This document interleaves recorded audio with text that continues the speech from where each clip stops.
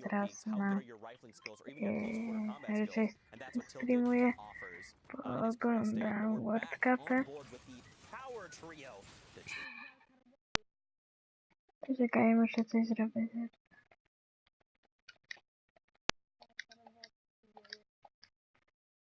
Aware. They're like, hey, there's another one. They're moving toward us. We need to try and take this down. But Power's on 18 affected HP, and it's just not enough. It's so easy to be focused down in the Brute right now. So unfortunately, FHE is going to go down, and I don't think there's anything else the other duo can do about this, right? They just kind of have to let him go down and regroup and assess the situation. NM7 does have the sniper, so if he can get a cheeky shot off, he can down someone immediately. But like, look, the other Brute spawned like, no. Ja wyłączę głos w ten... Najwyżej mi nie było słychać.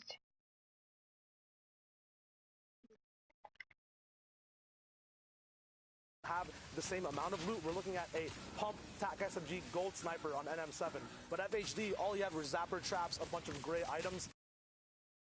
Right now, you know, their enemy team is big and hard focused. I'm pretty sure it's the ASMR guys, Spy and Wagner. These guys are just coming in with a big Brute of their own, forcing through straight up, gaining all the loot as well. One big thing about having a Brute in retail, it's like butter on toast. Perfect combination, even jam on toast, anything but mayo.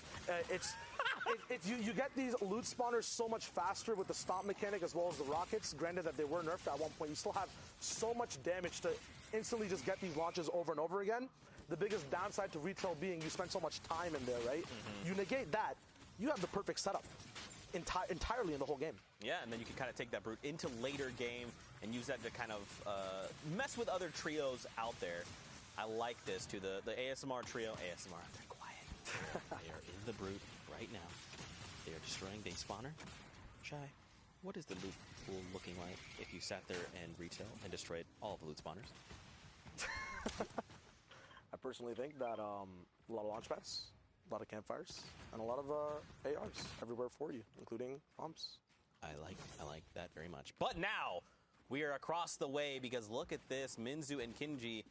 This trio, we saw an absurd amount of snipes last game. Now, many of them they couldn't follow up on just based on where they were, but look at this. He drops down and he gets counter drop. That is a zapper. He's got to be careful. It's okay. All right. I thought that wasn't Moon. I saw a second shot from the right, and I was like, if that is this enemy trio, like, Minzu's going to be eliminated. There's nothing they can do, but it's okay. Moon was there. He had the assist, and look at the loadout. It's just shining array of colors. Yeah, Happy Hamlet, I broke it down in one of the job shop breakdowns. Vendings galore, so many chests, right? You eliminate as much of the loot pool as possible to what you need to keep looting over and over again. You know, loot drops, chest spawns, every vending that's available to you as well. You get to pick and choose what you want. You use it in the fight as well really fast if there's just one other team contesting you. Looks like these guys are the kings of Happy all the way in the Middle East, which is huge. We have now two big things as well that a lot of people don't realize in the game is when you have kings of a drop spot clash against each other, you don't really see where people come from, right, in the end game when they're on height. But now that we know that we have the ASMR boys having all of retail, we have this rainbow loadout on every single person from Happy, we can now see the storyline build up all the way to the end game of these two star trios at the moment in this game. Yeah, I mean, these guys are looking very, very good, but look who else is here. We've got two trios just in front. There is one player from a trio left in Old Yonder. And there's a trio making their way over a hill by that long ravine there. Okay, so it's Sazerin there, who's by himself. I'm not sure what he's still doing there. It looks like he might just be crouched, just potentially trying to loot there. You got Simar, JD, and Cake Park, Dash? Cake Pack, Dash. I like that. Like that. I do enjoy some cake as well. But now they just get to kind of walk into Old Yonder. I mean, there's obviously going to be no loot. They could farm up for materials if they wanted. All right, I'd take that back. There was one piece of loot, which was just the ammo box. My apologies, didn't see it. But now they're right here on the edge of Storm, right? Yeah. The new safe zone. So they're probably feeling pretty comfortable because they do even have a shockwave, which look like they have a shockwave apiece, and they even have a jump pad, the launch pad to get them to safety. So it's all going their way here in the early game. Yeah, there's an absolute skirmish all the way in the snow side. We've kind of seen things develop, I guess even in Middle East as well. A lot of the people like to land split. They like to be up in the air. So to set a stage for you, Zeke, it's always just, you know, a bunch of people playing desperate with a bunch of trios that have already finished their fights. So you can imagine, you know, how scared people are split off. You can see exactly how they rotate it in. And you do see a little bit more survivability coming out of snow side towards the bones over here, towards the big monster skull. But at the same time, there is, you know, those mid-game fights that do break down at times. Right now, we don't see any. We can drop into just seeing the options that Toggle has now to move towards, I guess it's the desert biome, towards the bottom. Yeah, I mean, there's still so many players left. 75 and 26 of 31 trios left. Don't forget, we want to hit top 12 before we start seeing any placement points at all. And we're right now in Storm Circle 2. So there's still so many players that have to be eliminated before this end game, right? I mean, I don't imagine we'll see like Storm Circle 750 people left, but I wouldn't be surprised if we did see that. There's still so much that can happen in this game. I'm curious to see what's happening back at retail. You know, we saw that trio, the ASMR trio. They're pretty looted, and I'd assume with that brute, like, they probably cleared retail like super fast. I want to know where they went from there, because right now even like Seagull, Toggle, and Eska, they have no eliminations. Their loadouts, it's not shambles, but it's like borderline shambles, I would say. It's 100% shambles if it's a big zone, but you touched on it a little bit, right? Eliminations. When do you actually really want them? What is your win condition? So what would you say if you had shield bubbles and shockwaves, the different options people have towards the middle or end game that they can use to actually, you know, come through for elims or play for placement? That's a good question. That's tough. I think it depends on, because like everyone knows what heat they're in, so you know who, if you're paying attention and you're doing your homework like you should be, you know the other people in your heats. You know potentially where they're going to look to land. So like if I'm this trio, I'm not going anywhere near retail, right? Because we already know ASMR trio is there, and we even saw the power trio as well. So I mean, right now they're near Salty, which it doesn't look like, looking at the minimap, no one's there. Everyone's already rotated out, right? They're trying to get themselves into safe zone. Looking at, actually, on the top left, you could kind of see, so right now, look, they're just on the outside making their way in. So we're back on power, and looks like it's just Yonks by himself. This is a brutal spot to be in. He probably definitely does not have their cards. They're not getting rebooted. There's no way. So right now, Yonks just has to do anything he can. I mean, I'd imagine he's probably wanting to play slow, right? He's like, look, if I can even just play for placement and get us those points, if he can find an awesome pick, great, but that's just like backseat. Right now, it's survival mode. Yeah, the worst sound anyone could have heard from him on the server for his situation is that shield break sound. The whole you know, desynchronization of the shield. So right now, he's worried. He knows trios around him know that he's worried. His entire plan at the moment is to use, you see, half his loadout's already gone, right? We talked about when to use your loadout, when is your win condition, do you want elims? You said it, Zeke, it's full survivability at the moment, and Yonks has to go to the Bronx and even further now to even win the game, right? Like, 0 elims, the easiest thing to do, right? Getting 3 points for eliminations is 3 separate fights. A lot of mats used there, right? A lot of gun skill required, a lot of brains required in the fight against 3 other people. But if you separate it into entities on the map, right? You only have a maximum of 31 trios on the map, 31, 33. So in this game specifically, I think we're at 26 out of 31. We're kind of far from placement, but separating it into just looking at singular entities moving around the map and playing placement that way, right? Using your mats against one entity rather than 3 separate ones in a fight.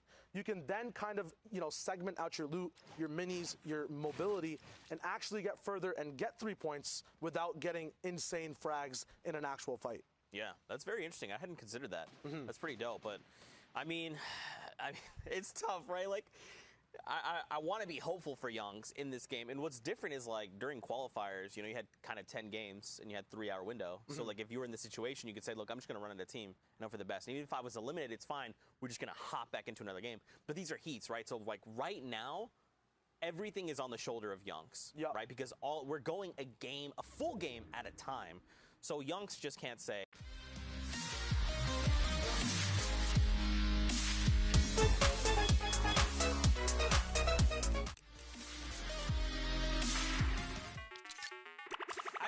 It would be so stressful. Yeah. But these are the very best of the best. They're here for a reason. As I say that, caster curse in full effect. I finished my sentence and Yonks gets picked up. It's okay. All they have to do is go back in, let that game wash over, and prepare themselves for this next game. Well, for them, these games already wrapped up overnight, so hopefully for the next game, he steeled himself, you know, at least hopefully. Yeah, you touched on it a little bit. This is really, it's going to be a weird analogy, so I segue, but bear with me here, right? I'm You listening. said the game was on Yonks' shoulders, right?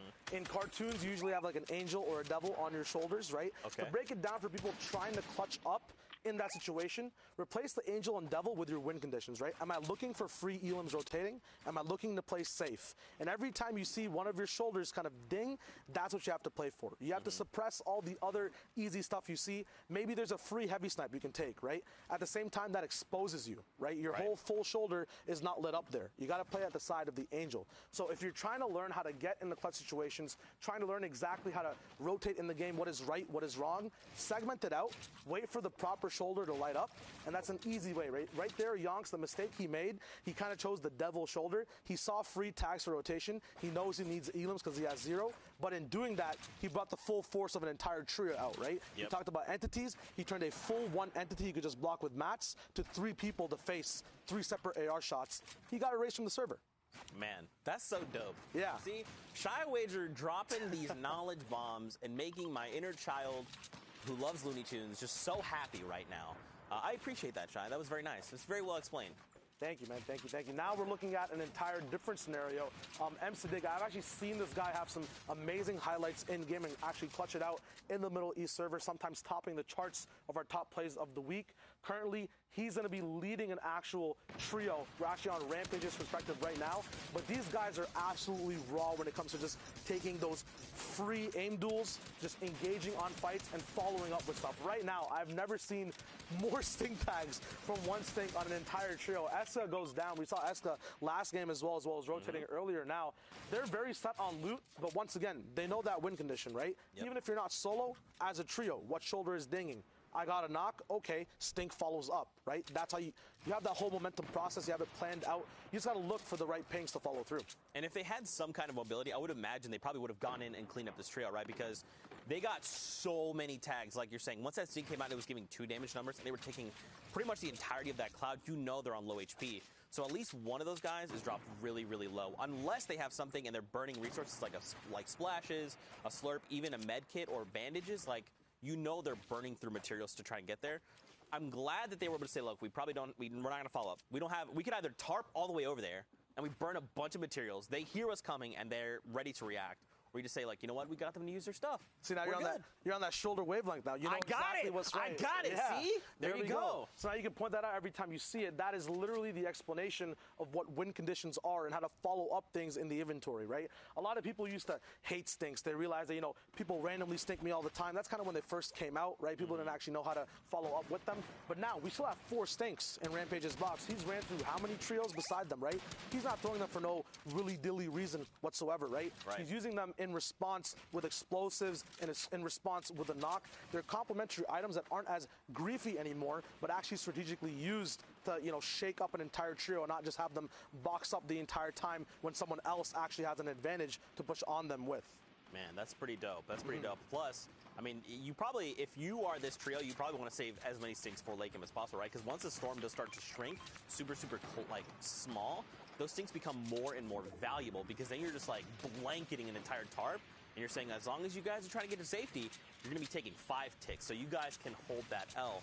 But at the same time, like, their loot isn't great, right? Like, it's probably mid-game centric, which is fine, but now we're starting to move into that late game, so they want to try and find another trio to get their loot and kind of propel them forward, because, like, you've got the green pump, sure. You've got the long range in the air, sure.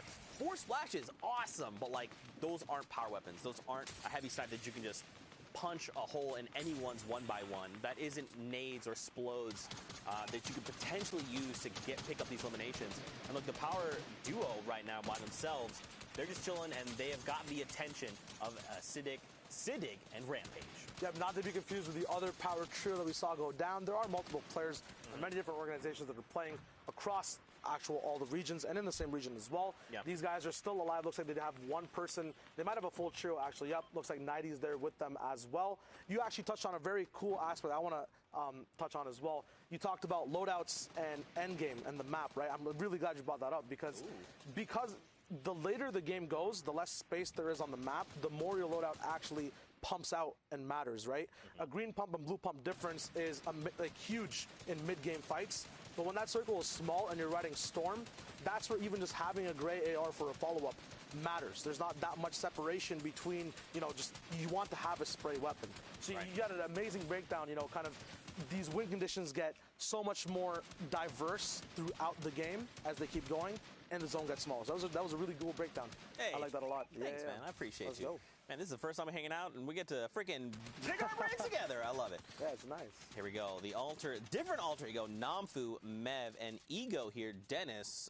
So not the alter ego trio we're used to seeing. More of their comrades, and they're on 5 eliminations. You know, they're in top 20 right now, which is huge. If they play for another 8 trios, they're going to get themselves placement points. Now their loadout's looking real good. They just picked up a minigun, which is huge. They have 3 stinks, an RPG, a blue pump, splashes as well. They've got materials almost 150, almost fully capped out. These guys are looking real good. So now this is going to go back to your shoulder dinks, right? What are you looking to play for? And right now, as the storm comes in, you're looking to get these tags, right? Anyone's like, oh, the storm's literally on my back. Time to start moving. Those are those people that these guys are looking to pick up if possible. They're also on the low ground tarp, which is going to kind of shape kind of how they're going to be forced to engage people coming up here shortly. Yeah, these guys are 100% playing the horizontal game. As you said, low ground tarp means you cannot go lower at all. Means that you are fighting for your lair 24/7. The reason people love having mid ground so much is because they can actually move, as you can see, up, down, left, and right. They have an entire new axis they can operate on. But low ground does have its perks, as you saw. Ultimately, no matter what, you end up on the dirt when you're moving around the map, right? If you're not on your builds. So plays like that where you force people down with the trap, they can't move anywhere past you.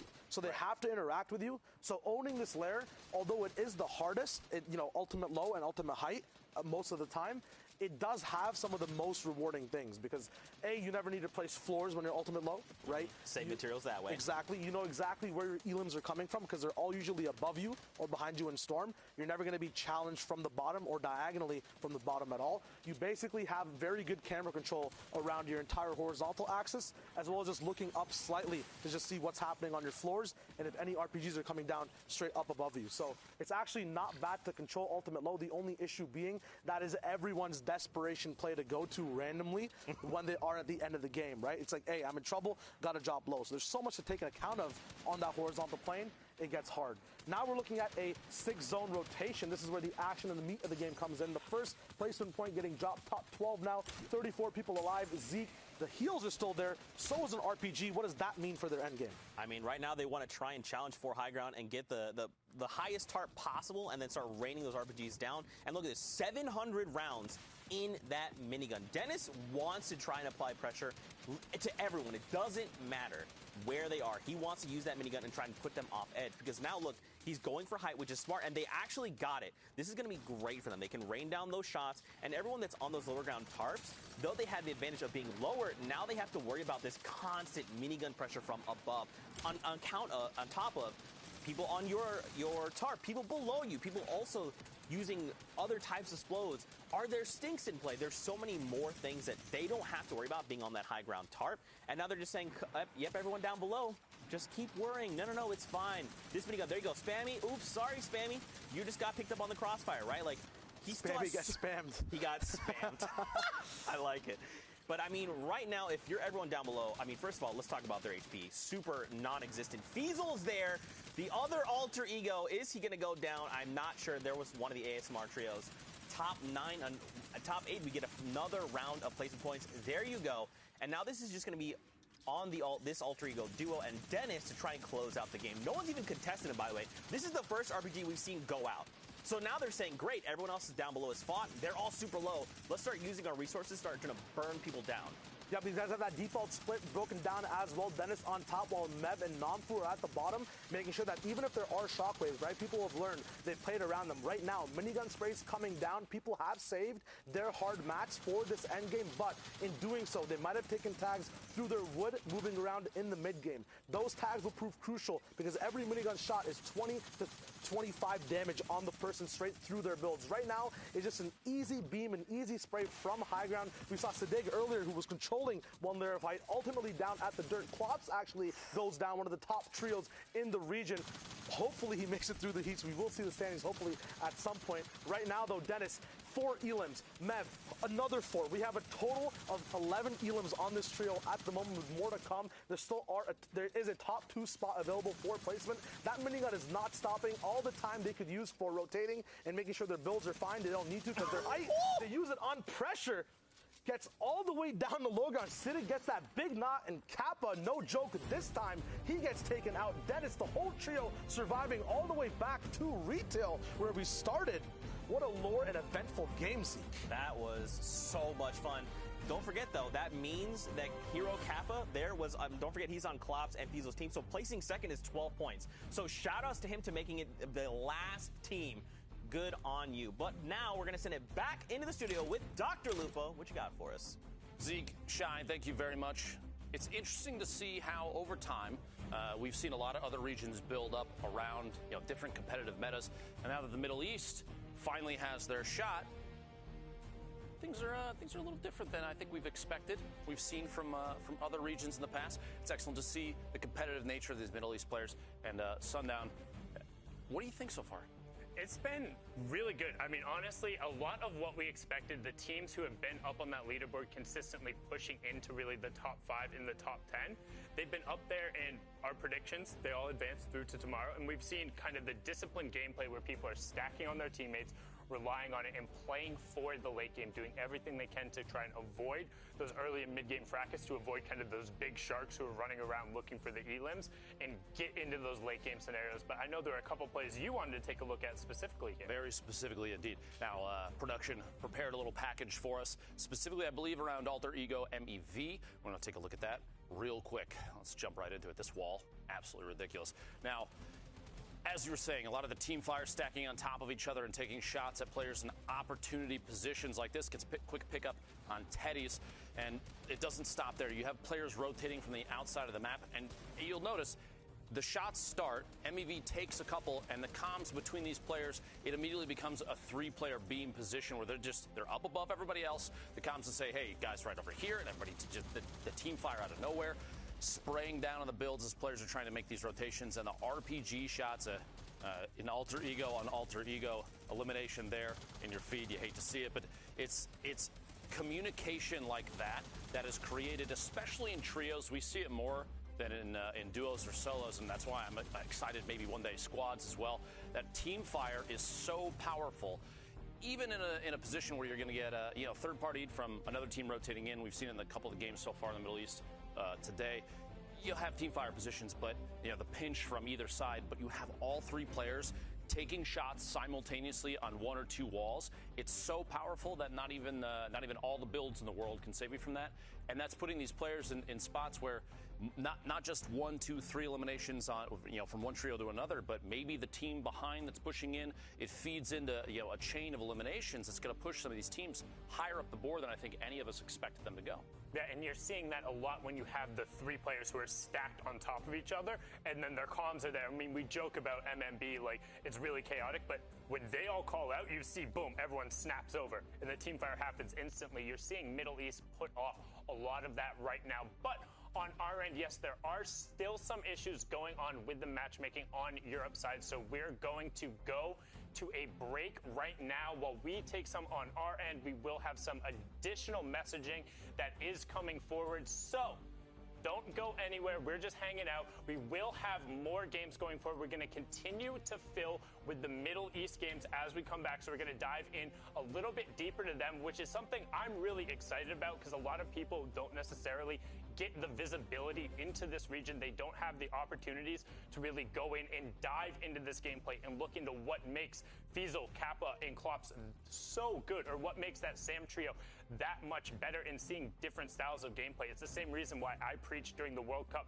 Go take a look at Asia. Go take a look at Oceania. Go take a look at Brazil, because you're so used to watching just NA East, Europe, and NA West that when you get these different regions, there are really definitive styles and ways to play the game and different utilization of not only maps and rotations, but items. I mean, you see the bubble bounce came out from different ways. You see the Solar grenades coming out of Europe. People are constantly innovating and finding new ways to play Fortnite. And I mean, that emergent gameplay is what I'm all about. The more regions you add, the more variety, the more skill you're going to see. And honestly, the different flavors of gameplay go such a long way. Now, I do want to make a quick note. If you're out there watching, believe me when I say I understand that production delays, can be frustrating. And without a doubt, the people that are in charge of this are trying to work through them as best they can. I would ask the people that are watching, this is from me, this isn't from Epic, this isn't from anybody like that. I'm sure production right now is going nuts, like, what's Lupo doing? Do me a big favor if you're out there watching right now. Try as hard as you can to not be frustrated with delays like this. Things happen. It's a very complicated game, and there's a lot of systems at play here to get every single thing coordinated simultaneously. Let me tell you, it's not easy. There's a lot behind the scenes. So thank you very much for your understanding. And if there's any frustrations, don't direct them at Epic. Maybe direct them at your keyboard or something like that. So thank you. Definitely protect the keyboard, but I promise you, we are looking into it. We're trying to get it resolved as fast as possible. If you need to yell at anyone, you can yell at me. It's fine. I'm used to it. I said do it right there. Go ahead. You can send it all on my way, but I promise you, we'll get it resolved, and we'll always have the ability to go through and continue to watch some of these games, because again, it's always great to be able to take a look at the other regions. And I mean, I'm excited. We're going to be able to see a lot of Brazil today, right? And I want to be able to watch that. And that's one region in particular. I don't know if people were going through and looking at how kind of the heats and stuff were set up. Brazil got bumped up. Brazil is on the exact same level as NA West. They have the full 4 heat structure, and there's been a lot of teams that qualified 8 players through each week. And the amount that Fortnite is taking off in Brazil, like, definitely want to give a shout out to that scene, because both Brazil, Argentina, like all of the South American countries have really stepped up their gameplay, both in terms of involvement and the level of skill and how they're playing in the end games. If you go and check out some of the server replays that are going through there, they're able to put up just ridiculous gameplay and ridiculous numbers. And the fun thing is the level of aggression you see that's coming out of them. They're looking to take fights in the early and the mid game. They know if somebody is like, if they don't spot 3 people on top of each other, even if it might be a full trio, they're like, we can eliminate those 2 people, or we can put some pressure on them to where if it does become a 3-on-3 fight, we know we'll be able to come out on top. I mean, that's why I like seeing King play that way, seeing Mastier, Dracons, and Blackouts. They're able to put out just such great gameplay. I mean, being able to look into that is fun, but at the same time, like, they don't necessarily have a definitive top team. So one of those guys could get upset if they don't go through. But now we're going to throw it on